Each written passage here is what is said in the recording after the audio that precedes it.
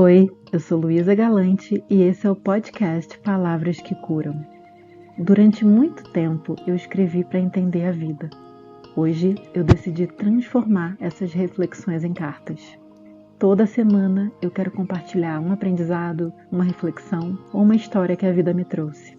Ao longo dessas cartas, a psicologia, a psicanálise, a neurociência, a espiritualidade e o tarô aparecem como diferentes formas de compreender a vida. Mas, acima de tudo, esse é um espaço sobre a própria vida, porque ela, por si só, já é uma grande professora. Que as minhas palavras te encontrem no momento certo. Um dos maiores desafios para a nossa felicidade é a resistência que encontramos para sermos felizes. Isso mesmo, muitas vezes nós somos a maior barreira no nosso próprio caminho, a pedra no nosso sapato.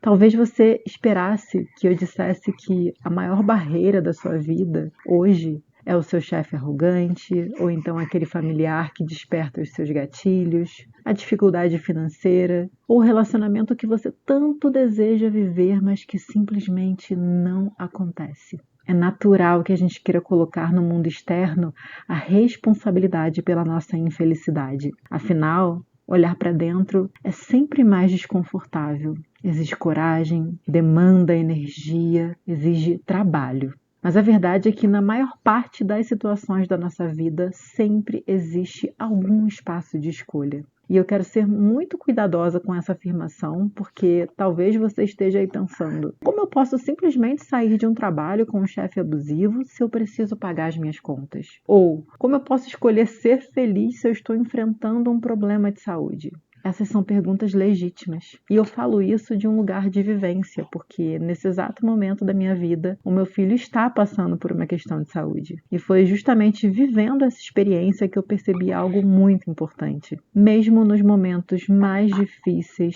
mesmo nos momentos mais desafiadores, a vida continua nos oferecendo razões para seguir em frente. Ainda assim, o nosso olhar costuma permanecer preso àquilo que dói. Não porque nós gostamos de sofrer, mas porque o nosso cérebro funciona como uma máquina programada para repetir aquilo que ele já conhece. Imagine aí uma máquina que trabalha da mesma maneira há anos. Mesmo que exista uma forma muito melhor de funcionar, ela precisaria ser reprogramada, não é? E isso exige energia, exige tempo e envolve um risco enorme. E se a máquina parar de funcionar? Ou e se ela funcionar pior do que funciona? E o que eu quero dizer com isso é que o novo sempre parece uma ameaça. Mesmo quando o novo pode nos levar para uma vida muito mais feliz. O desconhecido costuma assustar mais do que permanecer vivendo uma história que já nos machuca, mas que nós conhecemos bem. Existe um experimento muito conhecido na psicologia em que ratos são colocados em uma gaiola e recebem pequenos choques. No início, esses ratos tentam escapar, mas depois de algum tempo, eles se acostumam tanto à dor que, mesmo quando a porta da gaiola é aberta, eles não fogem. Às vezes eu penso que nós fazemos exatamente isso. A liberdade pode estar mais perto do que imaginamos, o amor pode estar mais perto, a paz também, mas nós preferimos pegar a estrada de sempre, porque ela é conhecida, mesmo quando nos leva exatamente ao lugar de onde nós queremos sair.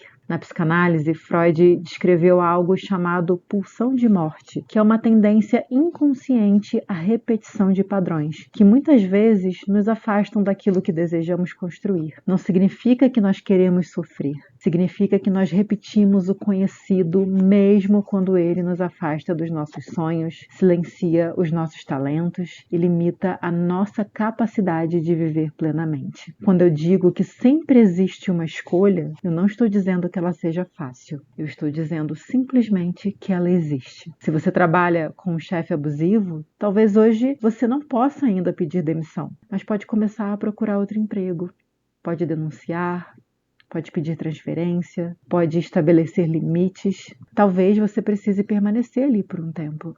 Mas permanecer enquanto constrói uma saída é muito diferente de permanecer acreditando que não existe saída. Se existe um familiar que constantemente machuca você, talvez a escolha seja estabelecer limites. Talvez seja faltar a alguns encontros, talvez seja ir, mas escolher conversar com outras pessoas. Familiares não são pessoas que nós escolhemos. São pessoas que a vida coloca no nosso caminho e que muitas vezes acabam fazendo parte da nossa evolução. E às vezes a evolução não acontece quando aprendemos a suportar tudo. Ela acontece justamente quando nós aprendemos a nos proteger. Se proteger também faz parte da construção de uma maturidade emocional. Se você acredita que só será feliz quando encontrar um grande amor, talvez seja a hora de perceber que o amor já existe em outras formas. Nos amigos, na família, nos seus animais, nos seus pets, nas pessoas que caminham ao seu lado. Continue conhecendo gente nova. Abre espaço para novos encontros. Mas não deixe de enxergar os amores que já existem na sua vida. Percebe como que em quase todos os exemplos que eu dei, a felicidade exige uma decisão desconfortável? Se impor, colocar limites, dizer não. E sabe por que isso é tão difícil? Porque muitas vezes nós preferimos continuar carregando o título de bonzinhos. Preferimos agradar todo mundo, menos a nós mesmos. Mas pense nisso. Se somos bons até para quem nos faz mal, talvez estejamos sendo maus com nós mesmos. E sobre a saúde do meu filho, que eu mencionei no início dessa carta, existe algo que eu não posso fazer. Eu não posso negar a realidade. Existe um tratamento, existem consultas, existe medo. Tudo isso é real, mas também existe outra possibilidade. Eu posso decidir que a minha felicidade não vai ficar esperando essa fase acabar para começar. Eu posso me apaixonar pela vida cada vez que ele sorri, cada vez que eu danço com ele no canguru pela sala, a cada cochilo agarradinho comigo, a cada abraço, a cada beijo. Porque ele não é apenas um diagnóstico. E a vida também não é somente sobre isso.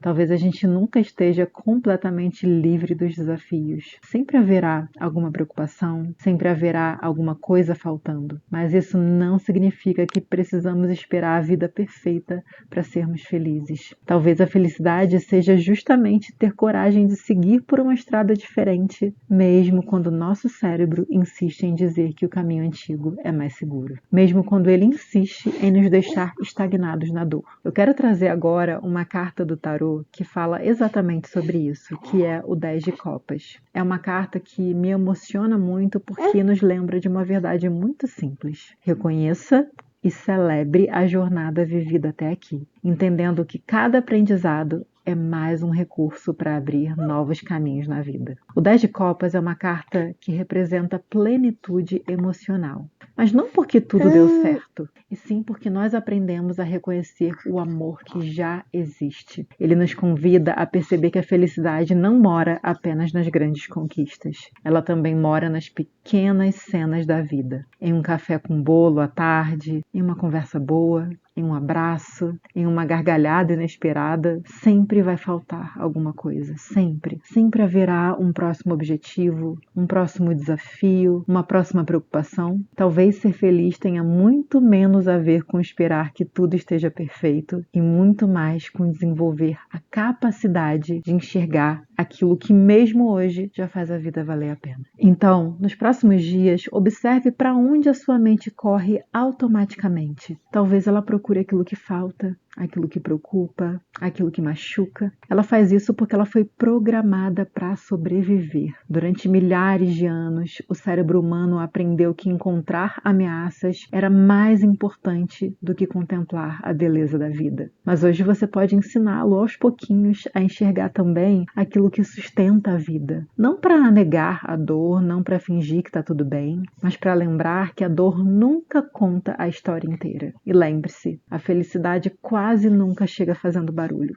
Ela costuma estar escondida nas pequenas cenas que a nossa mente, ocupada demais procurando problemas, deixa passar. Então hoje, antes de dormir, faça uma pergunta simples. O que já existe na minha vida que merece a minha atenção? Talvez esse seja o primeiro passo para ensinar a nossa mente a ampliar a nossa lente. Porque a felicidade não mora apenas no destino. Ela também caminha ao nosso lado enquanto nós seguimos pela estrada.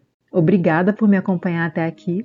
E se essa carta encontrou você no momento certo, compartilhe com alguém que também possa precisar dessas palavras. E se você quiser continuar caminhando comigo, toda semana uma carta nova espera por você.